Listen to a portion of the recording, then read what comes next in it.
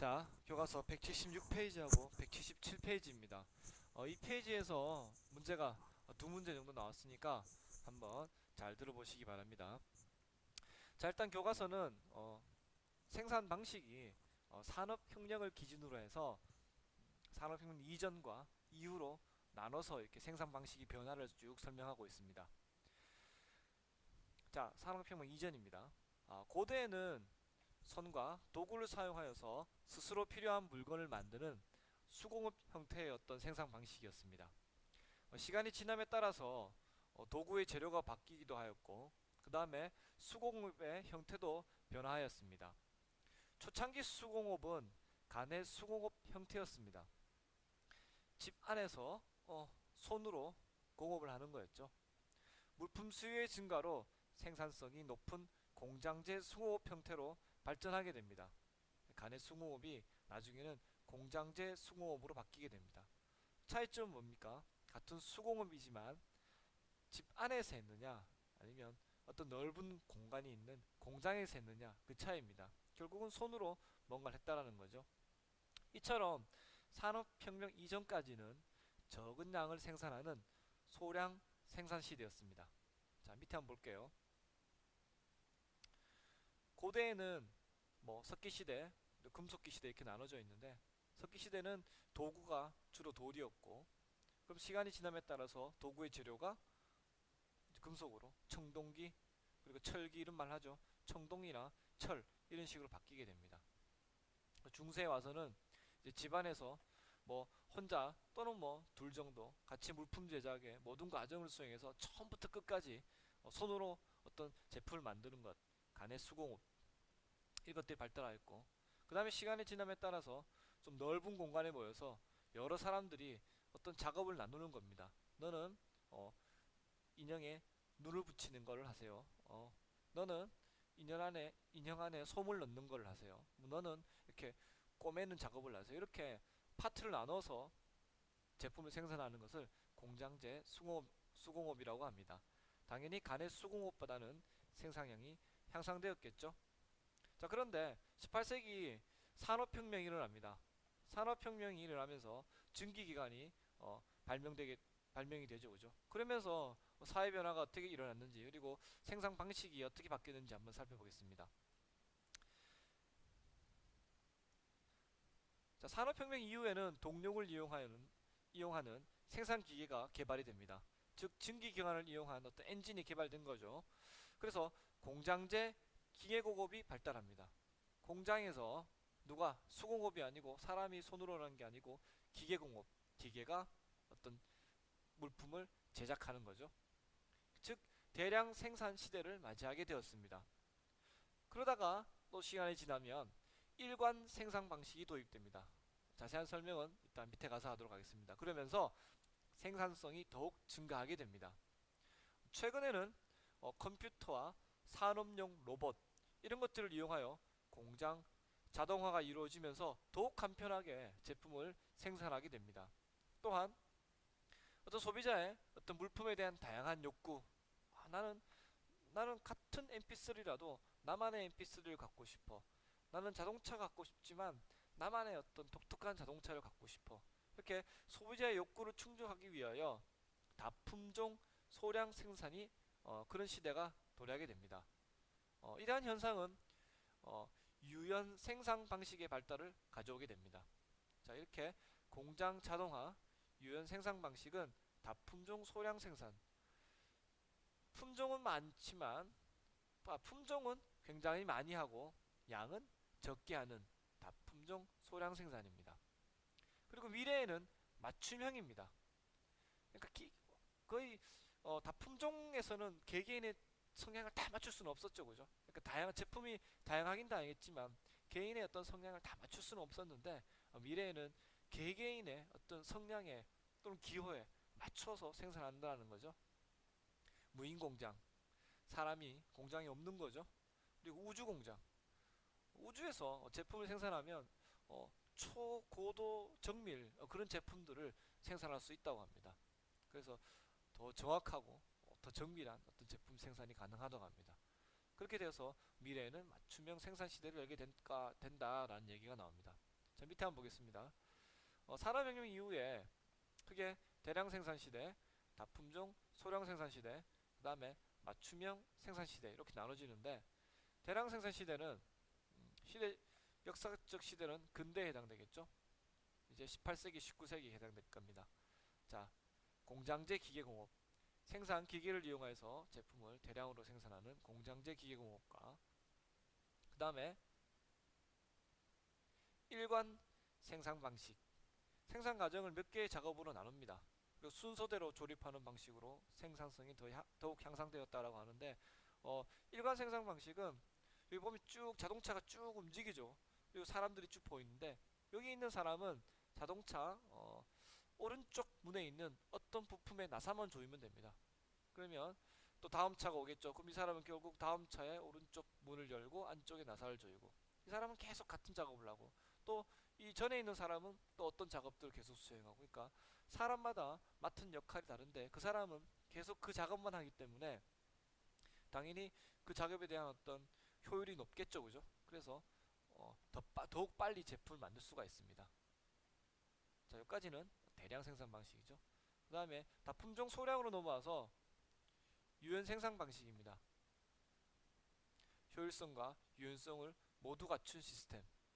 즉 뭐냐면 공장 하나에서 한 제품만 만들어내는 게 아니라, 공장을 하나를 지을 때 여러 가지 제품들을 만들 수 있게 좀 유연하게 공장을 짓습니다. 그래서 이렇게도 만들 수도 있고 저렇게도 만들 수 있고, 공장을 허물지 않고 그렇게 하는 시스템입니다.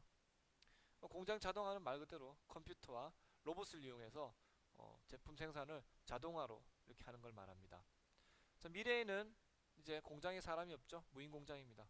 컴퓨터와 기계, 로봇만으로 움직이는 무인 공장, 그리고 우주에 공장이 있게 되는 우주 공장. 우주는 무중력 상태이기 때문에 아까도 얘기했듯이 초고도 정밀 그런 제품들을 만들 수가 있다고 합니다. 자, 시험 문제는 각각의 어떤 개념들이 시험에 나올 수가 있고, 그 다음에 중세에는 어떤 수공업이 발달하였고, 그리고 근대, 현대, 미래에는 어떤 공업들이 발달하였고, 어떤 생산 방식들이 주를 이루었고, 그리고 소량 생산 시대에는 어떤 것들이 있었고, 대량 생산 시대, 그다음 다품종 소량 생산 시대에는 어떤 생산 방식이 있었고, 뭐 그렇게 나올 수도 있습니다. 그렇게 해서 시험 문제가 나오니까 잘 알아두시기 바랍니다. 다음은 178페이지부터 181페이지까지 우리나라의 전통 제조 기술에 대한 설명입니다. 자, 크게 농기구는 어떤 게 있었는지, 그리고 실생활용품에는 또 어떤 게 있었는지, 그리고 측정기구에는 어떤 것들이 있었는지 한번 나눠서 살펴보도록 하겠습니다. 자, 농기계입니다. 자, 우리나라는 농업국가였죠, 예전부터. 자, 대표적인 농기계 가래와 쟁기를 보도록 하겠습니다. 가래는 흙을 고르거나 엉길 때 사용하는 농기구입니다. 논을 갈거나 바디랑을 일구는 데 사용합니다. 논을 간다라는 거는 논을 갈아서 엎어가지고 위에 있는 흙을 밑으로 보내고, 밑에 있던 영양분이 많은 흙을 위로 옮기는 그런 작업을 말합니다. 바디랑을 일군다는 말은 밭과 밭 사이의 경계가 되는 그 부분들을 이렇게 다지고 또 만드는 그런 작업들을 말합니다. 자, 가래는 삽날에 줄을 메었습니다. 그래서 여러 사람이 힘을 합쳐서 사용하기 때문에 작은 힘으로 많은 양 일을 할 수 있는 게 가래입니다. 자, 옆에 사진을 보시면 쉽게 이해하실 수 있을 겁니다. 자, 모양을 보시면 삽날이 있고, 삽날 옆에 보면 구멍이 뚫려서 줄이 이렇게 양쪽으로 연결된 것을 볼 수가 있습니다. 자, 쟁기입니다. 쟁기는 소나 말 등의 힘을 이용하여 논밭을 가는데 사용하는 농기구입니다. 성애가 아래 방향으로 쳐져 있어서 봇줄을 당기면 보습이 땅 속으로 파고드는 형태가 되므로 방향만 잘 잡아주면 땅을 쉽게 갈 수 있다 라고 되어 있죠. 용어 자체가 굉장히 어렵긴 한데, 멍의 이 부분은 소의 등에 걸치는, 소가 이제 직접 이렇게 매는 부분이 되겠습니다. 멍에죠. 이렇게 약간 이렇게 부메랑처럼 휘어 있는 걸 볼 수가 있습니다. 자, 봇줄은 멍에에서 나온 두 줄이 이제 쟁기 끝에 이제 묶는 그 줄을 봇줄이라고 합니다. 그 다음 성에는 길게 나와 있는 가로줄, 가로대, 이걸 성에라고 하고, 보습은 직접 땅 속에 박혀서 땅을 갈아엎는 날 부분이 되겠죠. 그걸 보습이라고 합니다.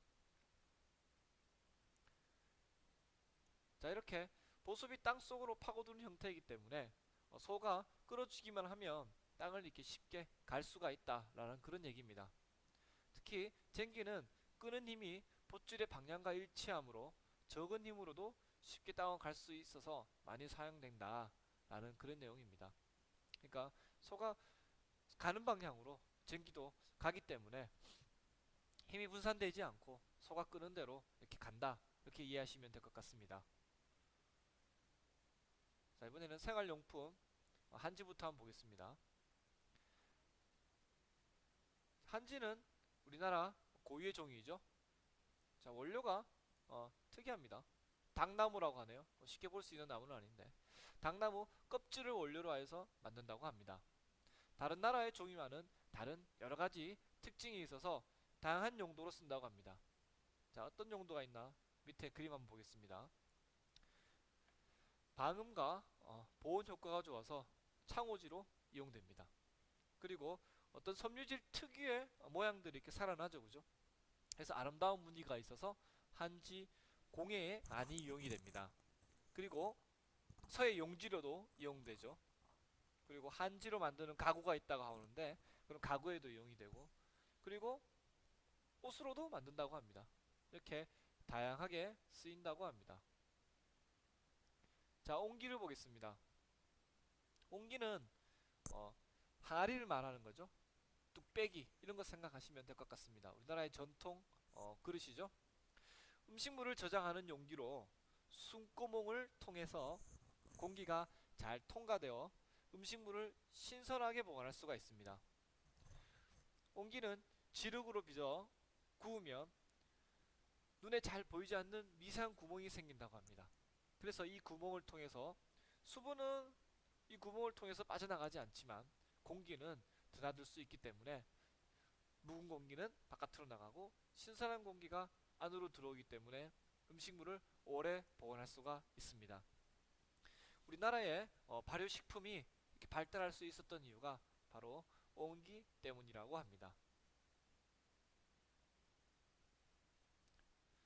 음식물이 잘 숙성되고 발효가 되고, 그리고 음식물이 상하지 않으며 오랫동안 보관이 가능하고, 또 제조 과정이나 사용 중에 환경을 오염시키지 않아 친환경적이다 라는 얘기가 나와 있습니다.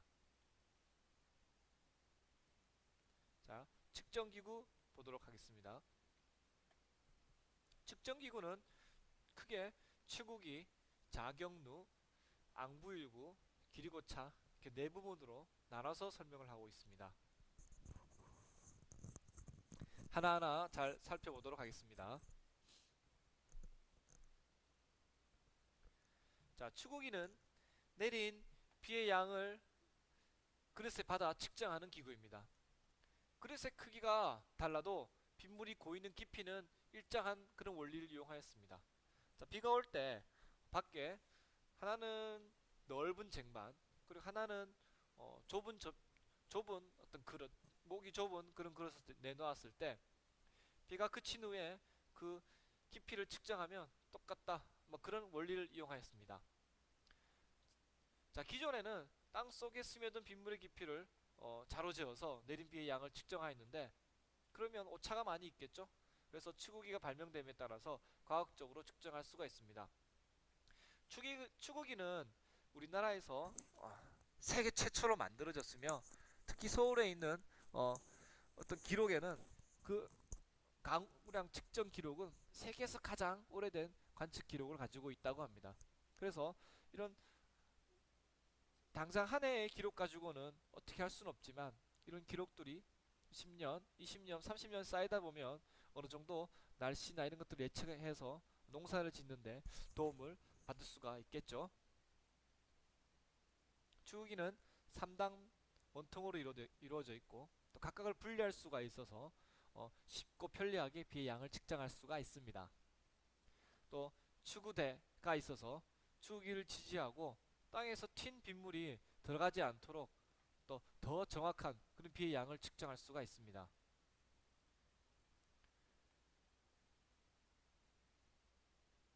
자, 자경루는 물의 흐름을 이용하여 시간을 알려주는 자동 물시계입니다. 그래서 물만 채워두면 시간을 알 수 있다라고 해서 자동 물시계라 이렇게 표현이 되어 있습니다. 물이 차오르는 높이에 따라 시간을 자동으로 알려주는 그런 원리로 작동하였고, 실제로 보는 모습은 이와는 좀 다릅니다. 요거는 어, 뒷부분에 해당되고, 요 앞에는 실제로 시간을 알려주는 인형들이 있고 시간을 알려주는 종을 치는 그런 부분들이 이 자격루의 한 3, 4배 크기로 된 어떤 그런 구조물들이 한 개 더 있는데, 그런 것들을 재현해서 나타낸 것들이 인터넷에서 자주 볼 수가 있습니다. 자, 이 자격루는 궁궐 호위병들의 업무 교대 시간을 알려주거나 성문을 여닫게 하여 생활의 혼란을 막아주었다. 즉 뭡니까?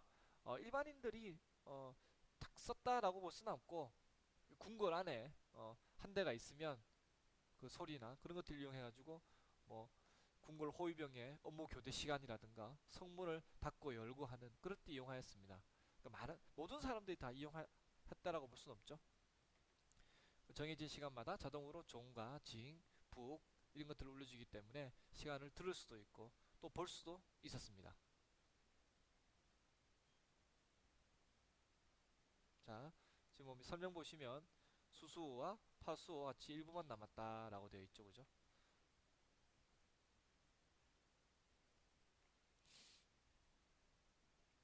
자격루가 일부 사람만 알 수 있었던 그런 시계라고 하면 어, 좀 대중적인 시계가 여기 있습니다. 바로 해시계였던 앙부일구입니다. 앙부일구는 소처럼 생긴 그런 해시계입니다.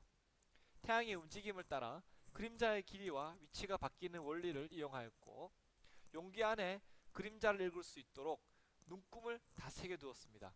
그래서 시간뿐만 아니라 절기까지 다 알 수가 있습니다. 그래서 시계와 달력의 기능을 동시에 하였습니다. 또한 앙부일구는 휴대용으로도 만들어져서 사람들이 들고 다니기도 하였다고 합니다. 구조를 보시면 뭐 세로선, 가로선, 영침 이렇게 되어 있는데, 영침은 이제 그림자가 나오는 그림자를 만들어내는 부분에 해당되겠죠. 막대는 항상 북쪽을 향하고 있어야지만 정확한 시간을 나타냅니다. 세로선은 12지를 이용한 시간을 나타내었다고 하는데, 12지는 자축인묘 뭐 쭉 나오는 거 있죠, 그죠? 동물들 그걸 말합니다. 다 알 필요는 없습니다. 아무튼 세로선이 시각선이었구나, 그리고 가로선은 절기를 나타내는 절기선이었구나, 이 정도만 알아두시면 되겠습니다. 자, 다음은 길이고차입니다. 길이고차는 일정한 거리를 가면 종이나 푹을 쳐서 거리를 알려주는 그런 수레입니다. 원리는 크기가 서로 다른 톱니바퀴를 이용하여서 회전수가 감속하는 거죠. 자세한 사항은 다음에 한번 설명할 수 있는 기회가 있을 겁니다. 쉽게 설명을 하면 톱니바퀴의 이 크기에 따라서, 그리고 톱니바퀴에 나와 있는 이 이빨의 수에 따라 가지고 회전수가 달라집니다. 자동차 보면 기어라고 표현되어 있는데 1단, 2단, 3단, 여러분들 자전거도 보시면 기어를 변경하면 뒤에 있는 스프로킷에서 서로 다른 크기의 스프로킷에서 체인이 이렇게 옮겨가는 걸 볼 수가 있죠, 그죠? 어떤 그런 원리를 생각하시면 됩니다. 그래서 먼 거리를 가더라도 바퀴가 많이 회전하여도 종이 계속 치는 게 아니라 특정 거리를 갈 때만 종이나 북이 울린다라는 그런 뜻입니다. 길이고차는 옛날에 사람이 줄을 이용하여서 거리를 측정하는 방법에서 벗어나 쉽고 편리하고 그리고 정확하게 거리를 측정할 수가 있게 도움을 주는 그런 수레입니다. 종은 0.5리와 1리를 갔을 때 울리고 북은 5리와 10리를 갔을 때 울립니다. 10리는 약 4km에 해당된다고 합니다.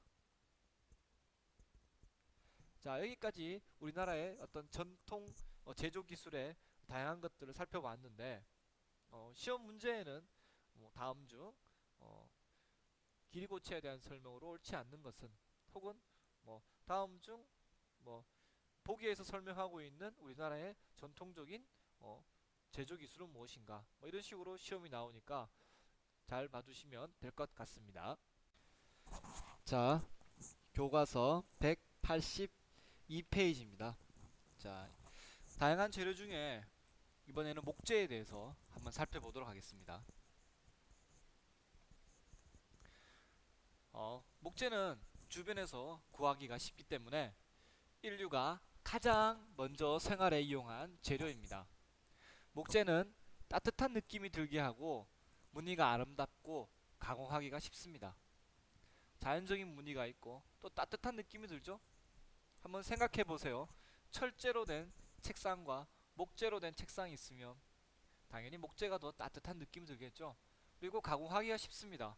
가공하기가 쉽다는 말은 그 복잡한 공구라든가 도구 없이 톱이나 뭐, 칼, 망치, 이 정도만 있으면 누구나 가공할 수 있다라는 그런 뜻입니다. 또한 열과 전기를 잘 전달하지 않습니다. 절연성이 있다라는 거죠. 불에 타기 하지만 불에 타기가 쉽고 또 썩을 수 있다라는 그런 단점들도 가지고 있습니다. 특히 원목 같은 경우는 여기서 원목이라는 것은 어떤 가공하지 않은 나무 그대로의 목재를 말하는 겁니다.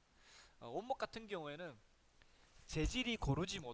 재질이 고르지 못하다는 말은 어, 목재를 판재로 만들면 재질이 다 똑같지가 않죠. 중간중간에 썩은 부분도 있고 또 가지가 지나가는 부분은 나무 결도 달라지고 또 음, 뭐 나무 자체가 갈라지거나 패인 부분도 있을 수 있고 이런 의미를 나타냅니다. 또 휘거나 갈라지는 어떤 변형이 생기가 쉽습니다. 목재는 건조하는 과정에서 안에 있는 수분이 증발하면서 갈라지기도 하고 이렇게 휘기도 합니다.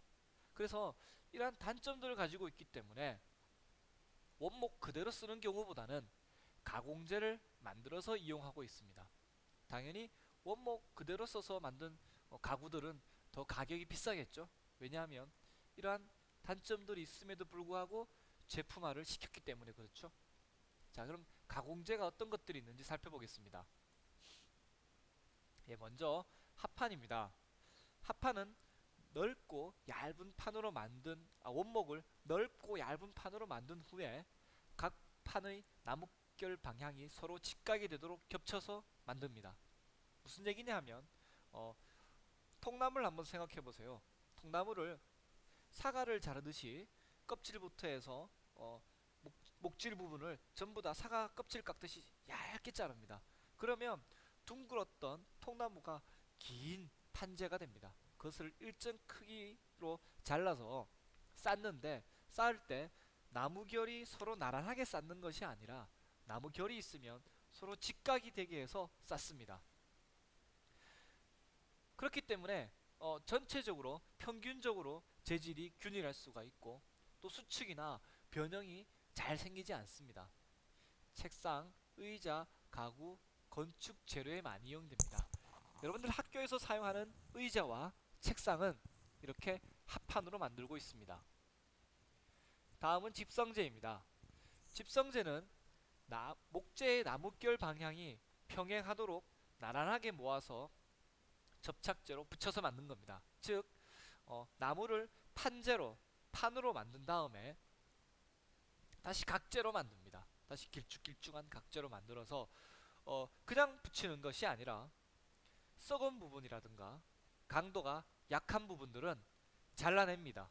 그래서 상대적으로 강도가 크고 그리고 모양이 예쁘고 질 좋은 목재만 이어 붙이는데 나뭇결 방향으로 나란하게 이어 붙입니다. 그렇게 해서 넓은 판재로 만들어서 가구 같은 것들을 만드는 게 집성재입니다. 당연히 목재를 잘라가지고 이어 붙였기 때문에 뒤틀림이라든가 갈라짐이 적고 또 외관이 아름답습니다. 아름다운 것들만 모아놨기 때문에 그렇겠죠. 그래서 실내 장식용이라든가 건축자재, 가구 이런 것들에 많이 이용됩니다. 그 다음엔 중밀도 섬유판 MDF입니다. 우리가 기술 시간에 사용했던 그 목재입니다. 원목을 갈아서 가루 상태로 만듭니다. 그런 다음에 목섬유만 뽑아냅니다. 그래서 접착제와 섞어서 강한 힘과 열로 평평하게 압축시켜 만든 것이 바로 중밀도 섬유판 MDF입니다. 재질이 강하고 가공하기가 쉽습니다. 그래서 복잡한 모양도 만들 수가 있습니다. 나무 결이 없죠. 그래서 나무 결에 따른 어떤 단점들을 보완할 수가 있어서 가공하기가 쉽습니다. 복잡한 모양도 만들 수가 있고. 그래서 실내 장식재라든가 문짝, 액자 이런 것들에 많이 이용되는 게 MDF입니다. 다음은 파티클보드입니다. 사용하고 남은 목재를 작은 조각으로 잘게 부숩니다. 그런 다음 접착제와 함께 강한 힘과 열로 단단하게 뭉쳐서 만든 겁니다. 프레스로 쿵 찍어내서 만드는 겁니다. 나무 조각들을 모아서. 보시면 이면은 맨질맨질하고 나뭇결이 살아있는데 옆에 보면 나무가 잘게 부순 조각들을 이렇게 합쳐놓은 걸 볼 수가 있습니다. 윗면이 이렇게 맨질맨질한 이유는 실제 표면이 맨질한 게 아니라 시트지 같은 것들 이렇게 다 붙여서 그렇게 보이는 겁니다. 여러분들 교실에 있는 선생님 책상 있죠? 교탁, 통합 그 PC 들어가는 통합 교탁 있죠, 그죠? 그게 이 파티클 보드로 만듭니다. 겉에 볼 때는 나뭇결이 있기 때문에 원목처럼 보이지만 사실은 나무를 갈아서 강하게 압축시켜서 만든 파티클 보드입니다. 당연히 재질이 고르겠죠. 그래서 재질이 고르다는 거는 평균적으로 나무를 갈아서 만들었기 때문에 이곳이나 이곳이나 이곳이나 전부 다 재질이 똑같다는 얘기죠. 그리고 빈 공간들도 보입니다. 그래서 그 빈 공간으로 소리를 흡수할 수도 있다. 그런 성질이 있고, 가구라든가 칸막이, 실내 장식재에 많이 이용되는 것이 파티클 보드입니다. 자, 다음은 금속에 대해서 한번 살펴보도록 하겠습니다. 자, 금속은 다양한 특성을 가지고 있습니다. 그래서 우리 주변에서 많이 이용되고 있는데 크게 네 가지 성질이 있죠. 강도와 그리고 경도가 큽니다. 강도는 물체의 어떤 강한 정도를 말하는 거고, 경도는 단단한 정도를 말하는데, 금속은 굉장히 강하고 단단합니다. 그리고 연성과 전성이라는 성질이 있습니다. 연성은 잡아당기면 길게 늘어납니다. 전성은 강하게 눌렀을 때 펴지는 성질을 말합니다. 선생님, 금속이 어떻게 길게 늘어나고 펴져요? 예, 물론 사람의 힘으로 당기거나 눌러서는 꿈쩍도 하지 않습니다. 하지만 좀 더 강한 힘으로, 좀 더 강한 무게로 누르고 당긴다면 금속은 늘어나고 펴지게 됩니다. 대표적인 게 칼 만들 때 망치로 두드리는 거 한번 생각해 보세요. 칼을 가열시킨 다음에 망치로 두드리면 칼 모양이 이렇게 서서히 잡혀가죠, 그죠? 그렇게 대장장이들이 칼을 만드는 걸 볼 수가 있는데, 금속은 강한 힘을 이용하면 늘어나거나 또 펴지는 성질을 가지고 있습니다. 이거는 굉장히 좋은 특성입니다. 한번 생각해 보세요. 목재 이런 것들은 어때요? 당기면 늘어나나요? 그냥 끊어져 버리거나 부서져 버리겠죠. 그래서 금속은 전성과 연성이 있기 때문에 다양하게 많이 쓰입니다. 좋은 특성이라고 볼 수가 있죠. 그리고 열과 전기를 잘 전달합니다. 그리고 고유의 색깔을 가지고 있습니다. 금은 금색, 은은 은색, 뭐 그렇게 금속 고유의 색깔들을 가지고 있죠. 자, 금속은 크게 철금속과 비철금속으로 나눌 수가 있습니다. 철금속은 철을 주성분으로 하는 금속으로 탄소가 얼마나 들어있냐에 따라 가지고 순철, 탄소강, 주철로 구분이 됩니다. 그리고 비철금속은 비철, 철이 아닌 금속이라 해서 철 이외의 금속을 말하는 것으로서 주로 구리, 알루미늄 이런 것들이 있습니다. 철금속부터 살펴보도록 하겠습니다. 자, 철금속은 탄소 함유량에 따라서 순철과 탄소강, 주철로 이루어지는데, 순철은 탄소가 거의 없는 말 그대로 순수한 철입니다. 재질이 연하고 순수한 철입니다. 일반적으로 탄소가 많이 들어갈수록 철이 더 단단해진다고 합니다. 그래서 철이 없기 때문에 굉장히 좀 부드럽죠. 그리고 탄소가 없기 때문에 좀 부드러운 성질을 가지고 있습니다. 그리고 순철은 순수한 철이기 때문에 전기적인 성질이 좋아요. 그래서 전기가 잘 통합니다. 전기 재료라든가 시험용 재료에 많이 이용이 됩니다. 탄소강은 탄소가 적당히 조금 들어있습니다. 기껏해야 뭐 2%에서 3% 정도 들어있는 걸 말합니다. 그런 철로 열 처리를 하면 성질이 바뀝니다. 여기서 열 처리라고 하는 것은 탄소강에다가 열을 가하면 철의 성질이 바뀌게 됩니다. 더 단단하게 되기도 하고 또 물렁물렁하게 되기도 하고, 열을 가했다가 갑자기 급냉시키면 또 굉장히 단단한 금속으로 바뀝니다. 반대로 굉장히 차갑게 했다가 또 따뜻하게 하면 또 물러지고, 이렇게 열을 가하냐 혹은 열을 빼냐 이런 거에 따라서 금속의 성질이 바뀌는 것을 탄소강이라고 합니다. 여러분들 드라마 보시면 대장장이가 칼을 만들 때 망치로 두드리기 전에 불에다가 칼을 달구죠. 뻘겋게 달군 다음에 망치로 두드립니다. 그래서 모양을 잡고 더 단단하게 만든 다음에 갑자기 물속에다가 치 하고 집어넣는 걸 본 적 있을 겁니다. 그게 이제 급냉시키는 건데, 이처럼 탄소광은 급냉시키게 되면 금속이 더 단단해진다고 합니다. 그래서 어떤 대장장이가 어떤 시간 동안 물에 담그느냐, 몇 번 내리치느냐 이런 거에 따라서 금속의 강도라든가 경도가 결정되기 때문에 옛날 같은 경우에는 대장장이의 어떤 실력이 굉장히 중요했겠죠. 어쨌거나 탄소광은 탄소가 조금 들어있는 철로 열 처리를 하면 성질이 바뀌게 된다라는 거예요. 가공성, 강도, 경도가 우수하고, 그래서 기계 부품이라든가 철도 레일, 볼트 너트 등에 이용이 됩니다. 아래 보시면 길쭉하게 생겨서 나사산이 있는 것들을 볼트라고 하고, 이렇게 안쪽으로 나사산이 되어 있고 구멍이 뚫린 것을 너트라고 합니다. 추철은 탄소가 많이 들어있습니다. 많이 들어있다고 해서 뭐 굉장히 많이 들어있는 건 아니고 한 4, 5% 이상, 한 6%, 7% 정도 들어있는 걸 주철이라고 합니다. 복잡한 모양 제작이 가능합니다.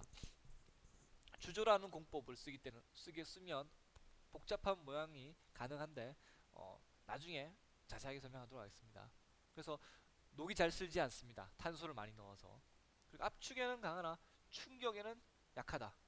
무슨 얘기? 압축이란 것은 꾹 눌렀을 때 단단하기 때문에 꾹 눌렀을 때는 저항하는 힘이 강하지만 갑자기 주는 어떤 충격 땅 하고 쳤을 때는 약할 수 있다라는 겁니다. 물론 여기서 강하다, 약하다라고 하는 거는 우리가 생각하는 그 정도 이상의 굉장히 강한 어떤 충격이나 그런 것들 얘기합니다. 또 잘 휘거나 늘어나지 않죠. 단단하기 때문에. 그래서 기계 몸체, 맨홀 뚜껑 이런 것들이 이용되는 것이 주철입니다. 자, 다음은 비철금속 보겠습니다. 철이 아닌 거죠. 대표적인 게 구리와 알루미늄입니다. 구리는 전기와 열을 잘 통하고 또 녹이 잘 슬지 않아서 전선 이런 것에 많이 쓰이죠. 또 전선과 연성이 좋습니다. 실제로 구리는 사람의 힘으로도 구부리거나 또 끊어낼 수가 있는 게 그처럼 전선과 연성이 좋습니다. 그래서 구리는 전선과 연성이 좋기 때문에 강도 면에서 많이 떨어집니다. 그래서 구리는 그냥 쓰이지 않고 합금으로 많이 이용이 됩니다. 합금이라는 것은 두 개 이상의 금속을 합친 거죠. 황동과 청동이 있습니다. 황동은 구리와 아연을 합금시킨 겁니다. 대표적인 특징이 색깔이 아름답죠. 그래서 장식품이라든가 전기재료 그리고 악기 이런 데 쓰이는 것이 황동입니다. 청동은 조금 기계적인 성질이 있습니다. 구리와 주석을 이용해서 만든 합금인데 마찰에 강하고 기계적 성질이 좋아서 기기 부품이라든가 동상, 주로 우리 청동상 이렇게 부르죠. 동상이라든가 동전에 이용되는 것이 청동입니다.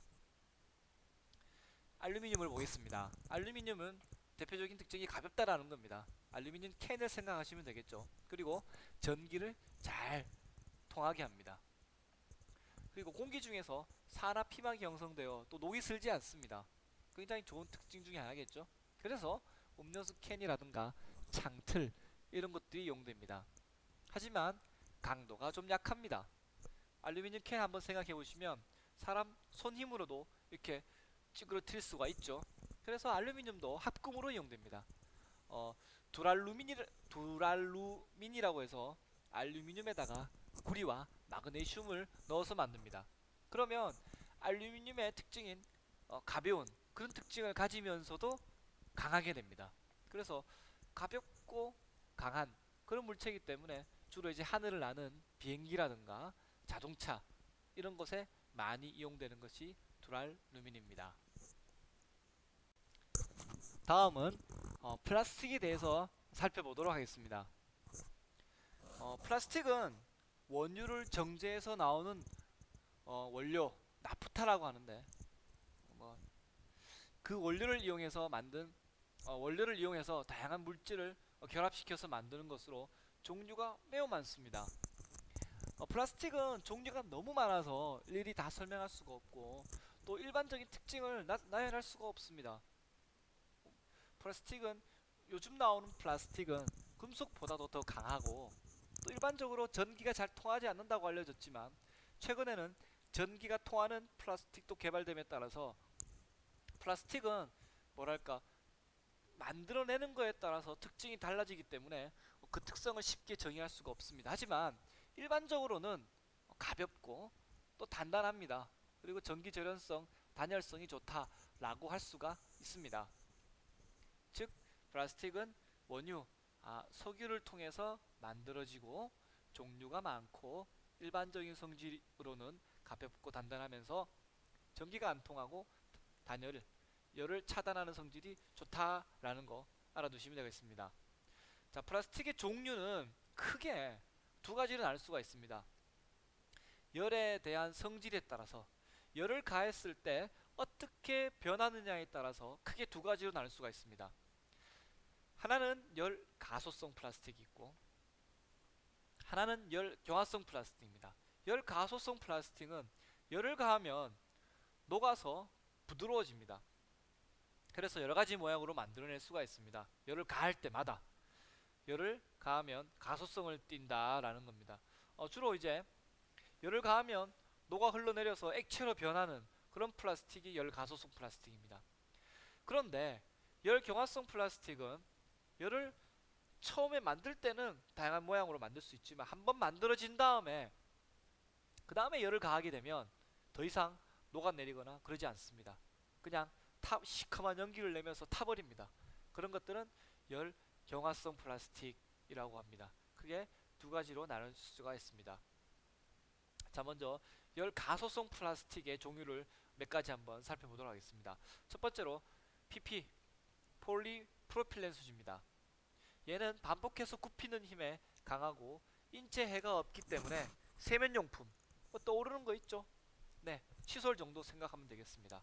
그리고 자동차 범퍼는 충격을 흡수해야겠죠, 그죠? 그래서 반복해서 굽히는 힘 이런 게 강하기 때문에 범퍼에 이용되는 게 폴리프로필렌입니다. PS 폴리스틸렌 수지입니다. 얘는 스틸렌의 이름에서 나와 있지만 스티로폼을 만드는 그런 플라스틱입니다. 열이 잘 차단되고 가공하기가 쉽습니다. 또 가볍겠죠. 그래서 일회용 용기라든가 단열재 등에 이용되는 것이 폴리스티렌 수지입니다. PVC 폴리염화비닐 수지입니다. 많이 쓰는 플라스틱 중에 대표적인 겁니다. 상하수도관, 호수 이런 것에 이용되는 건데 단단하고 물에 대한 성질이 강하기 때문에 상하수도, 호수 이런 데 이용되는 것이 폴리염화비닐 수지입니다. 다음으로 우리가 말하는 PET, 페트병을 만드는 그런 플라스틱입니다.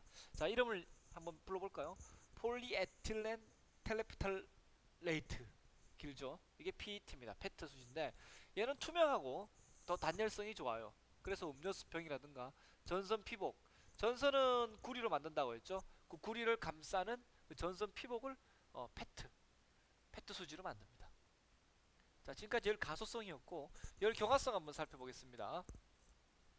열 경화성은 폴리에스테르 수지가 있습니다. 폴리에스테르 수지 같은 경우에는 강합니다. 그리고 온도 변화에도 강합니다. 그래서 욕조 같은 거, 뜨거운 물, 차가운 물 다 견디죠. 낚싯대라든가 항공기 이런 데 많이 이용되는 것이 폴리에스테르 수지입니다. 자, 페놀 수지 있습니다. 페놀 수지는 전기 절연성이 뛰어납니다. 그래서 열에 강합니다. 그래서 여러분들 전기 플러그라든가 또는 회로 기판 있죠. 컴퓨터 안에 들어가는 보드, 메인보드라든가 아니면 회로를 나타내는 여러 가지 기판들, 전기가 흐르는 어떤 납땜들이 있으면 그 납땜들을 이렇게 딱 가두는 그런 회로 기판들이 있죠, 그죠? 그 기판에 패널 수지가 이용이 됩니다. 멜라민 수지는 열에 강하고 착색성이 우수하기 때문에 조리대라든가 식기에 많이 이용됩니다. 실리콘 수지는 내수성이 좋습니다. 물에 대한 성질이 강하다는 거죠. 그래서 전기 절연성이 우수하고, 그래서 접착제라든가 글루건심, 코팅제 이런 데 많이 쓰이는 것이 실리콘 수지입니다.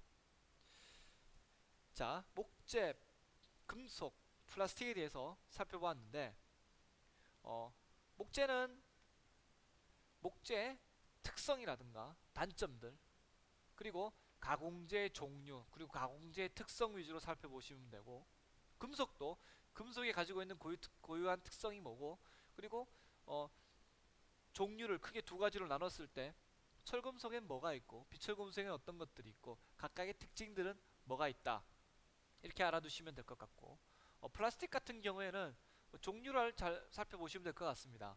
어떤 종류가 있고 또 크게 열가속성과 열경화성이 있으면 어떤 것들이 열가속성이고 열경화성이고 또 각각에 대한 성질들, 또 어디에 이용되는지 이런 것들 중심으로 살펴보시면 될 것 같습니다.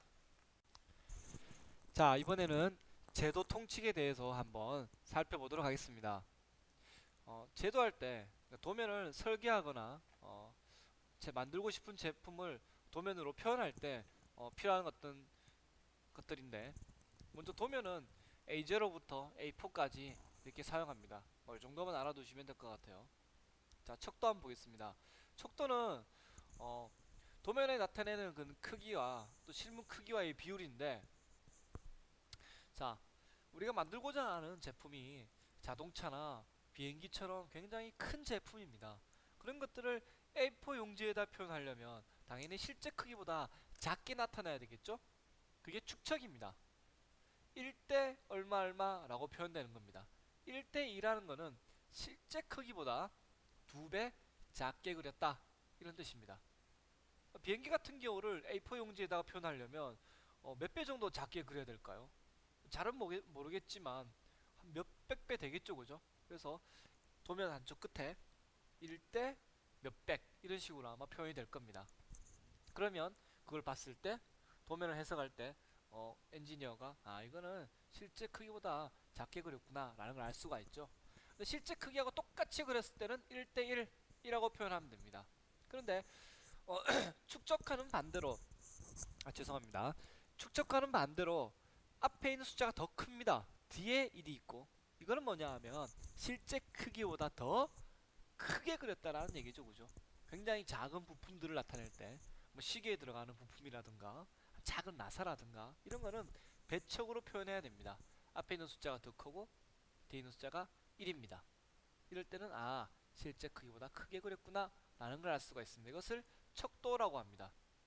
축척은 실물 크기보다 작게, 현척은 실물 크기와 같게, 배척은 실물 크기보다 더 크게 그렸다는 뜻입니다.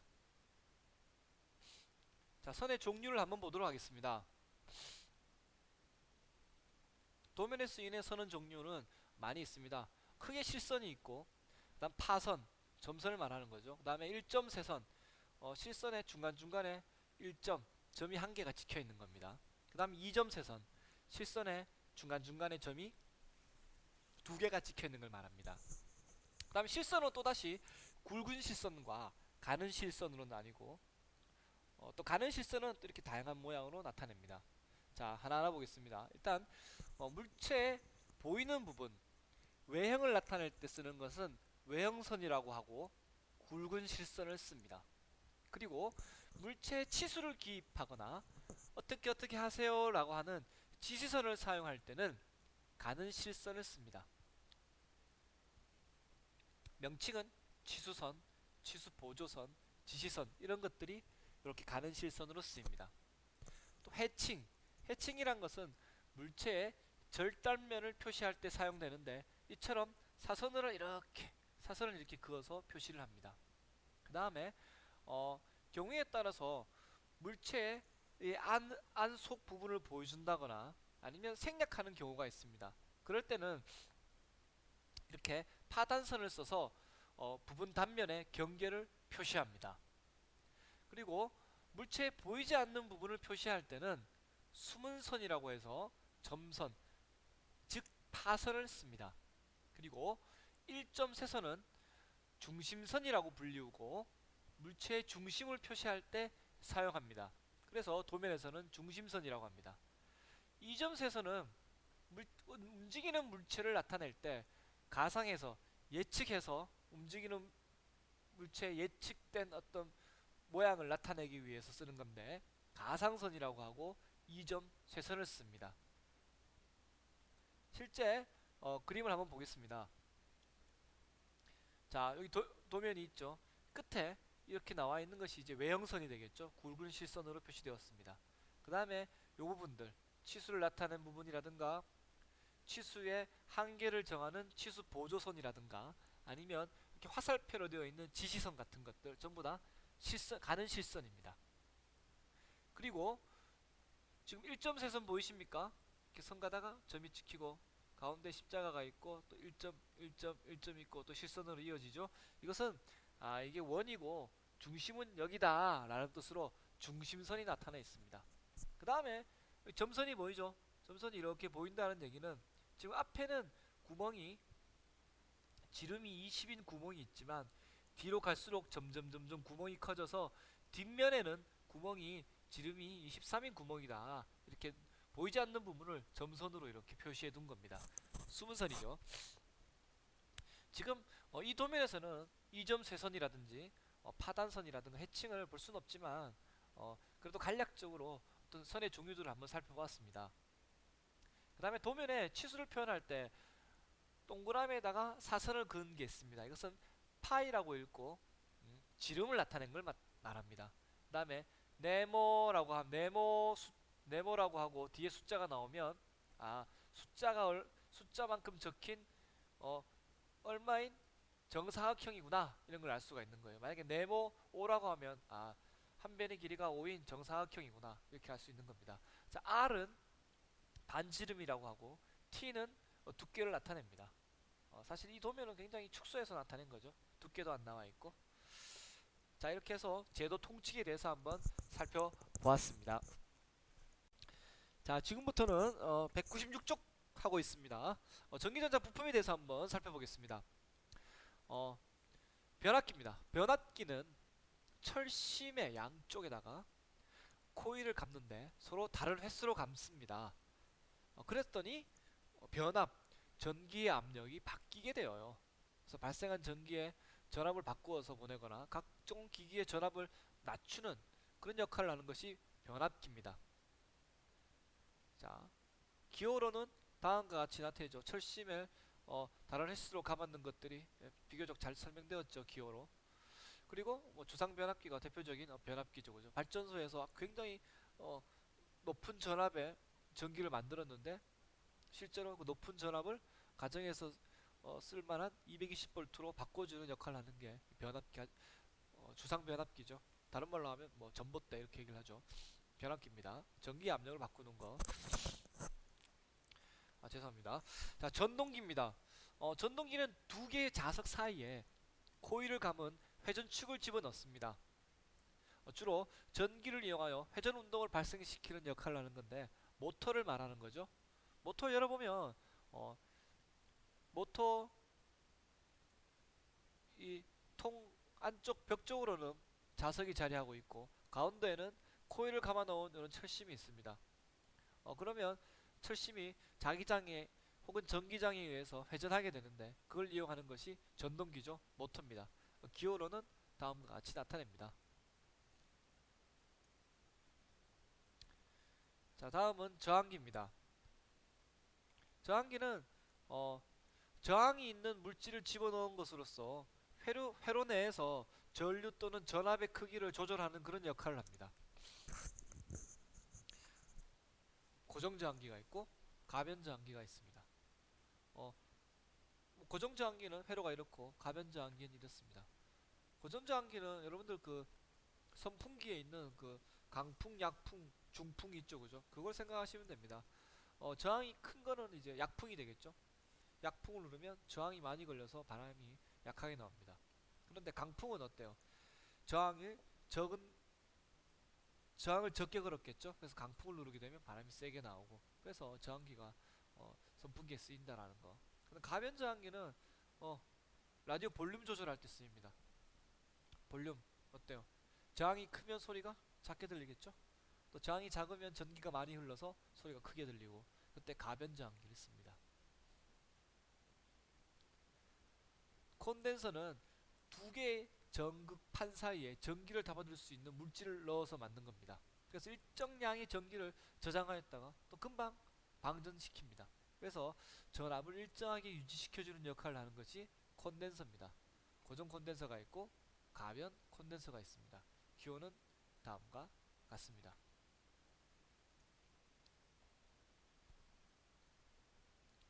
자, 다이오드는 넘어가겠습니다.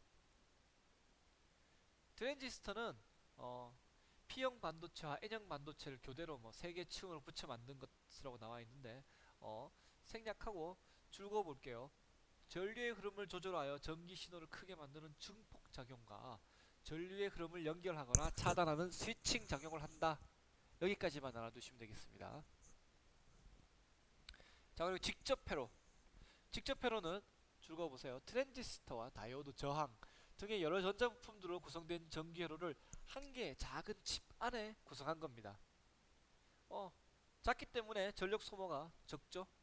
그리고 성능이 뛰어난 대부분의 전기 전자기기에 중요하게 사용됩니다. 최근에는 뭐 더 작아진다 그런 얘기가 나와 있죠. 그다음 CDS 황학하든 윤셀입니다. 얘는 빛 검출기인데 빛의 밝기에 따라서 저항이 달라집니다.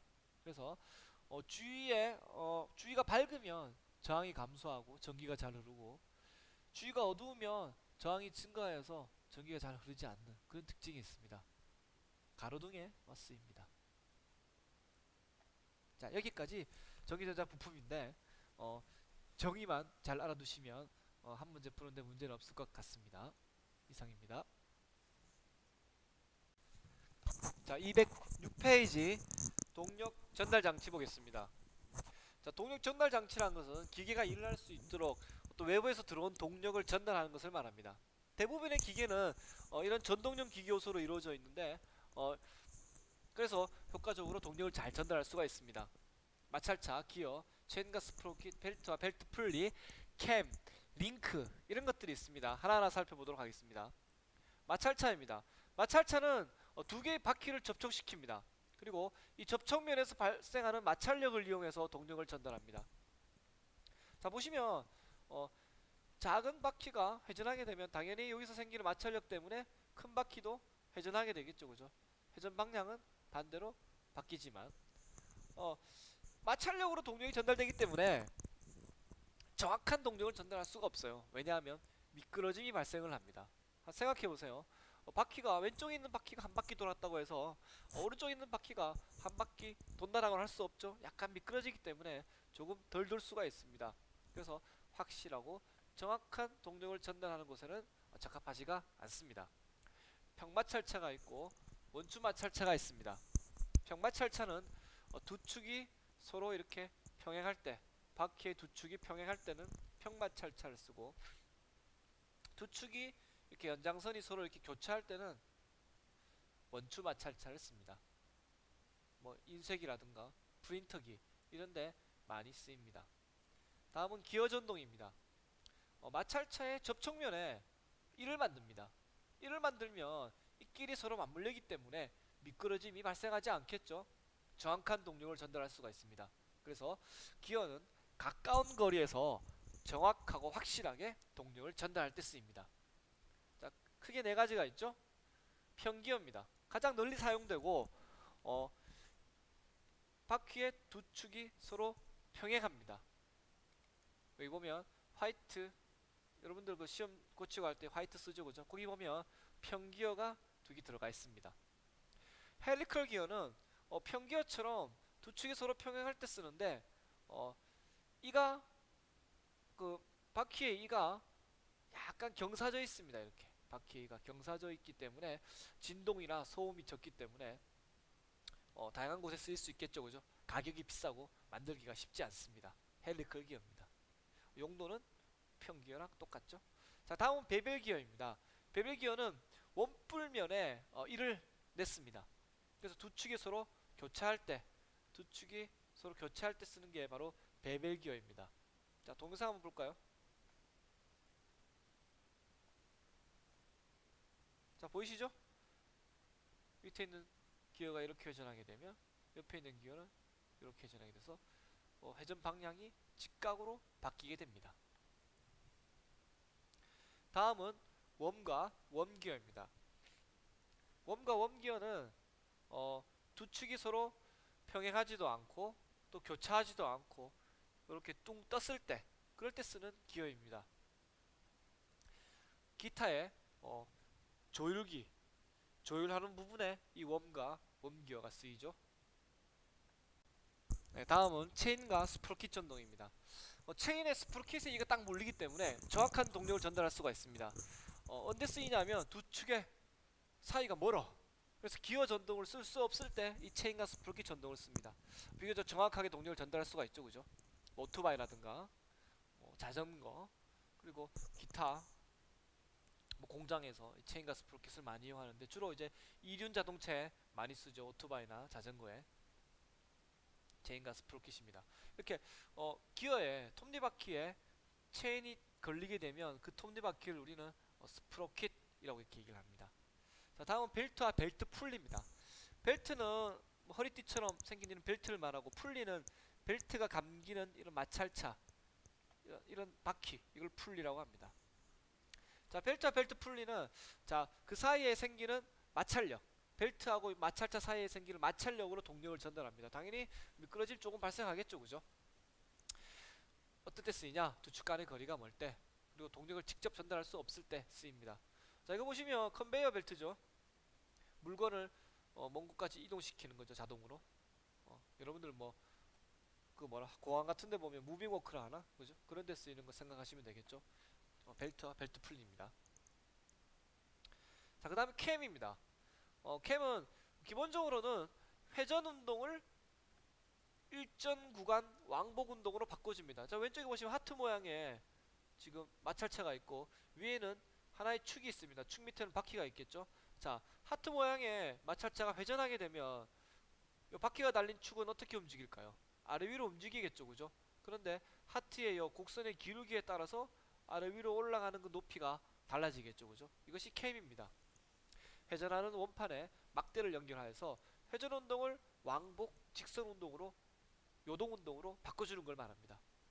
원판이 회전하면 여기에 접촉된 막대가 원판의 바깥 둘레나 홈을 따라 이동하면서 규칙적인 운동을 반복합니다. 캠 전동입니다. 자, 마지막으로 링크입니다. 링크는 여러 개의 막대가 핀으로 연결되어서 왕복 운동이나 회전 운동 등의 일정한 운동을 하는 것을 링크라고 말합니다. 이제 주로 사절 링크가 여기에 해당되는데 동영상 한번 보겠습니다.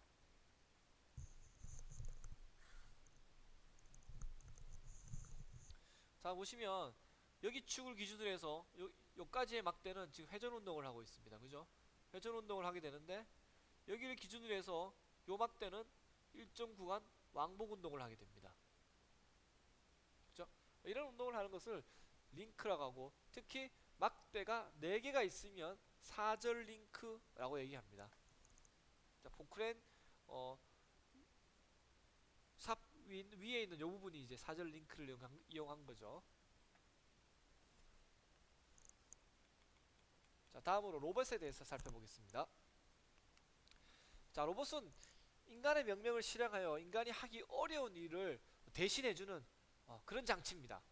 전자장치와 기계장치가 결합된 거죠. 자, 크게 전자장치가 있고 기계장치가 있습니다.